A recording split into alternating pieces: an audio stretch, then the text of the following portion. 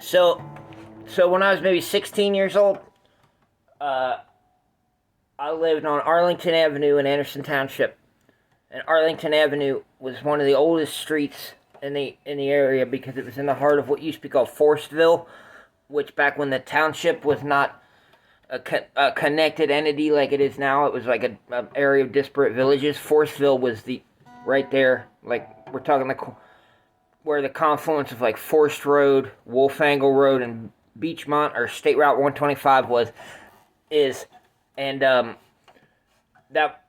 that area is known as Forestville. That's like right where the Beachmont Mall used to be. That's and what's now the Super Kroger, the Anderson Kroger, which stretches like 5 blocks now, and the Anderson Town Center, TOWNECENTRE. But that's where I lived, right there, and it's right across the street from the high school, because the high school's on the other side of Beachmont over there on Forest Road, and we would get off school. We get off school, 2:15 p.m. We'd go, we'd go walk and sit behind the Buddy Rogers. There was a Buddy Rogers music store right there on Beachmont, right next to the McDonald's. And that's where we would sit after school. They had this like little cinder block wall. We'd sit there, smoke cigarettes. Everybody's talking about where you get a dime bag and shit. And then we'd we'd cross Beachmont, walk past the Blarney Stone, which is an old IHOP. It's one of those old A-frame buildings that used to be an IHOP, but it was the Blarney Stone, or later Maloney's East, the Irish pub. Walk past that, walk past Hader Hardware, an old hardware store, and that's where Beak used to work there, and this other guy named Black Steve. Black Steve's the first guy I bought mushrooms off of. And that plays into this story later on too. And Beak was this girl that my buddy Luke was in love with. Back then, we were kids. And then you walk past the Frisch's Big Boy, then the KFC. You go back to the back part of the KFC. There's a hole in the fence. Walk through the hole in the fence. You're at my mom's house on Arlington Avenue, and that's where I live, 7695 Arlington Avenue. My room was up in the attic. That's where we go smoke some fucking pot. We're back on the back porch. And then down in the basement, that's where I had all my music equipment and records and all this shit and a big old green carpet. But at the time, we were trying to start a band or whatever, because it was like, I had been smoking weed for like a year at that point. And then I quit. Because I had done a bunch of mushrooms, and they put me into this like whole thing of being like, you gotta be really driven. Like I was on my shit after that mushroom experience. So I really want to start a band and start singing and playing and shit. And I was really into fucking Neutral Milk Hotel, right? But my buddies in the band that I started a band with, Harrison Franz, Luke Bading, and Zach Harford, who I was in love with. He's a pretty boy. I was in love with him back then, but he played bass. Harrison was supposed to play guitar too with me. He didn't even end up being involved. And then Luke played the drums, because just like every drummer I've ever had, they said, you're gonna play the drums, okay? This is like our friend who didn't play music, and so I was like, let's try this song. I just looked up the chords on fucking like ultimateguitar.com or something. So this is like 2006, 2007. I don't know, something like that. But so this is the first time we ever played and sang and did a whole song together.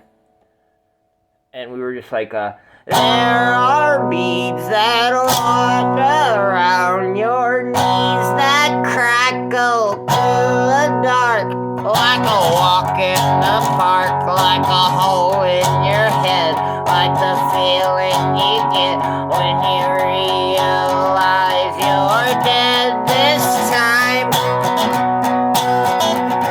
We ride roller coasters into the ocean, we feel no emotion as we spiral down to the world. And I guess it's worth your time, 'cause there's some lives you live and some you leave behind.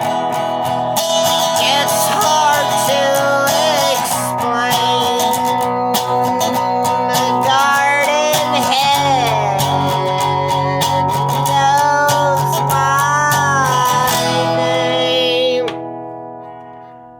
So after that, we played that song. We walked through the Kroger, walked past Dillard's, crossed 5 Mile Road. We went over to First Walk, which is our Chinese joint, because that's over there behind the El Rancherito. Now, anybody who knows will get that joke, but nobody who's watching this will. It's there's a Mexican restaurant there called El Ranchito on 5 Mile behind the BP, and it used to be a Fuddruckers. I'm not fucking with it. It used to be a Fuddruckers, but when we were in high school, it was an El Ranchito. And one time we were buying weed from this dude named Jeremy. He used to drive around a little white, like Chevy Cavalier or some shit, or like Mercury. One of those little small Mercuries. I wish I could remember what they were called. But so one time I called him. I was like, "Hey man, can I get an eighth?" And I was like, "Cause you want that? We wanted that flat Mexican weed shit. We wanted that downtown brown." And he was like, "Yeah, you can meet me behind the El Rancherito." And oh man, we were in that one into the fucking ground. But now I'm tunneling after it. I'm going right down there. So we went over the First Walk, but there is another part to that song. It's like, leave me alone, for you know this isn't the first time. In fact, this is twice in a row. And the angel that slipped through a landslide and filled up our garden with snow. And I don't waste a taste of your inside.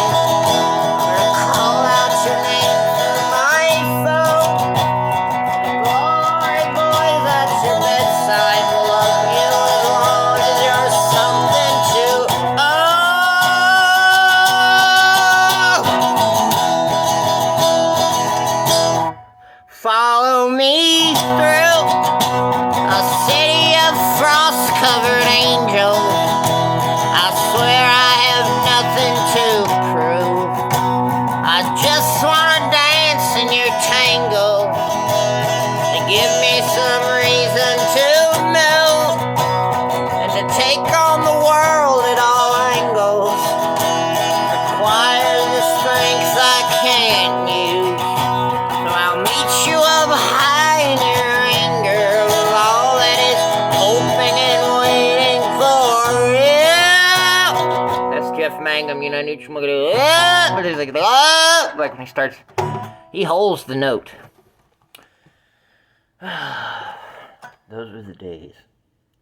And right around that same time, this is probably after I started smoking weed again, because I was working at the deli, obviously down on Beacon Street, a little bit further down Beachmont. You get back to the neighborhood where my dad grew up and where most of my friends lived, down off Salem Road, Beacon Street, Bernie Lane, Mears Avenue, Sutton Road, where Mount Washington meets Anderson Township. It's been called Salem Heights. Culturally, it's just Mount Washington, even though it's Anderson Township, because it's all old little small houses and apartments and little small businesses on flat street grid, which is not the way the rest of Anderson Township is, because Anderson Township is a formerly rural township that got developed in the 60s and 70s. So it's just like a lot of big box retailers on former farmland and fast food on like former farmland, and then like long winding roads that go through the woods, and then suburban neighborhoods coming up, and then old houses along those roads. So anyways, yeah.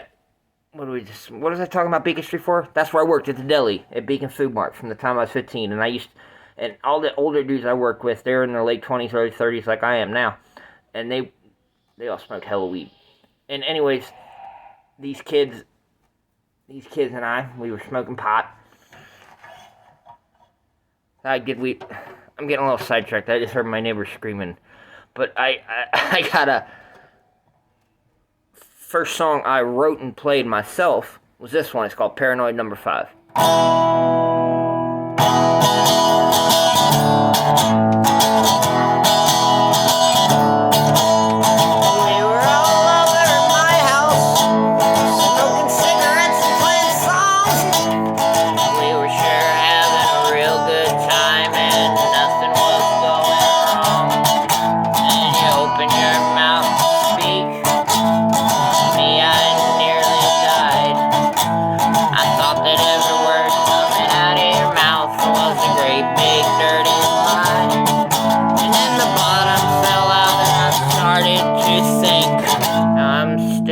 Crazy.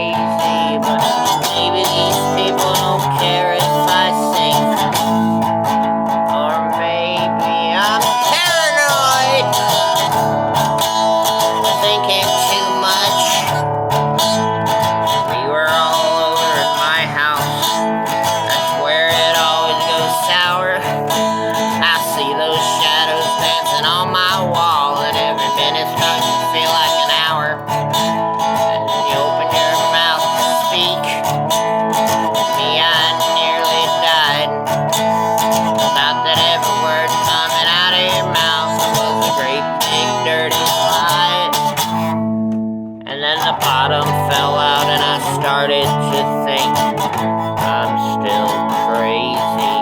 And maybe these people don't care if I sing or maybe I'm paranoid,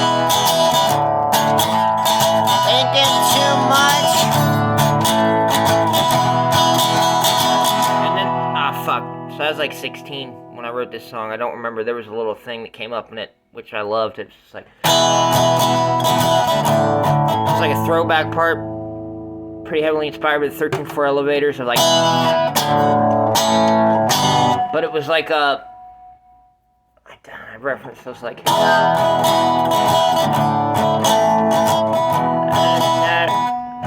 oh, here it is. Well, after the fact, I was just overreacting. That sure don't help me now. Little girl psychotic reaction. Can't get no satisfaction.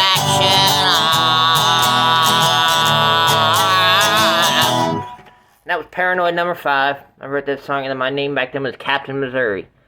So that's about 2007, I guess, 2006. Back in the suburbs, we had a hedge back home in the suburbs, over which we never could see, as the saying goes. Here's a song I wrote. Maybe 2 years ago, after I got involved with this is probably written July 2020. This is written about 8 months after I started, 9 months after I started meddling heavily with the crystal meth. But it's like, the devil is not your friend.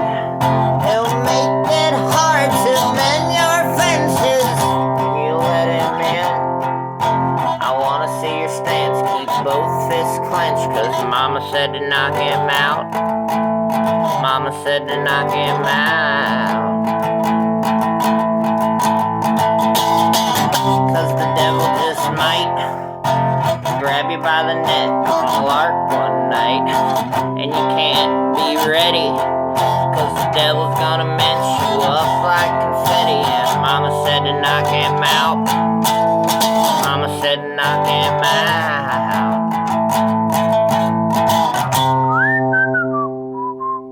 And the devil don't got no pitchfork. He'll be armed with a bribe, waiting on you to break your stride. He's gonna wait till you're damn near sanctified. Mama said to knock him out. Mama said to knock him out.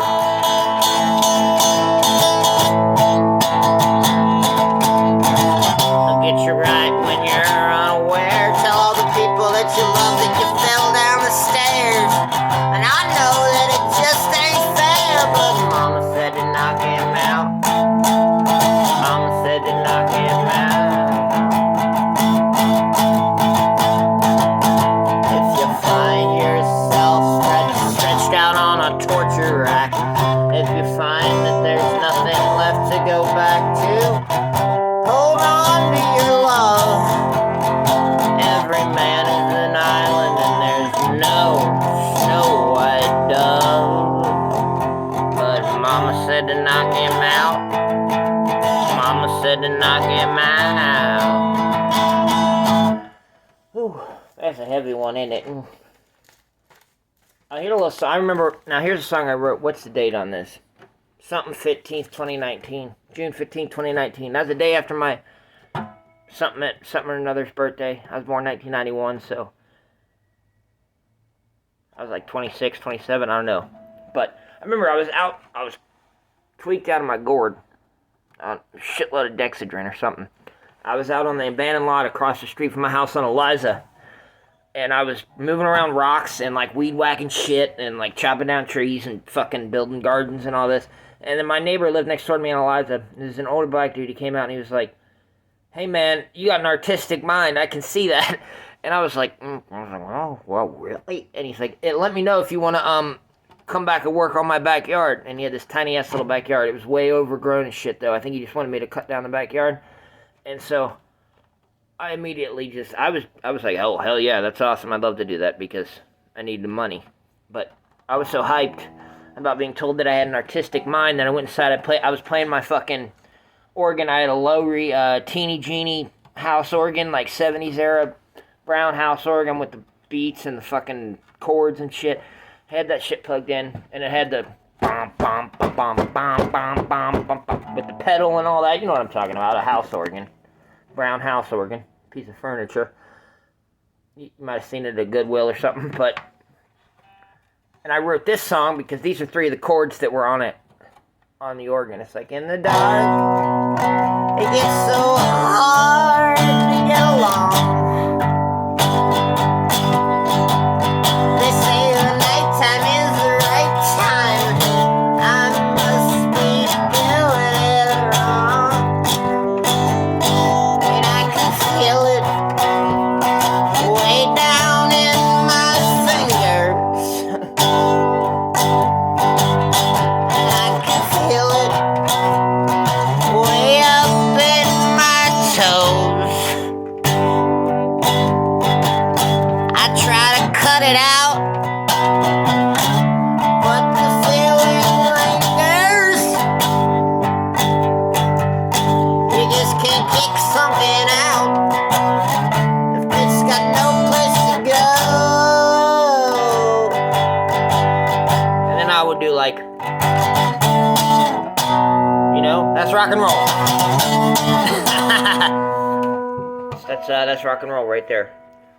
One of the songs I always like to play when I'm trying to like warm up, if I haven't picked up a guitar in a while or sang in a while, and if I want to warm up, I always remember this one. I learned this when I was in high school. Well, I was walking with one eye on the other side. I had 15 people telling me to move. I had moving on my mind. I found shelter and some thoughts rolling wheels around.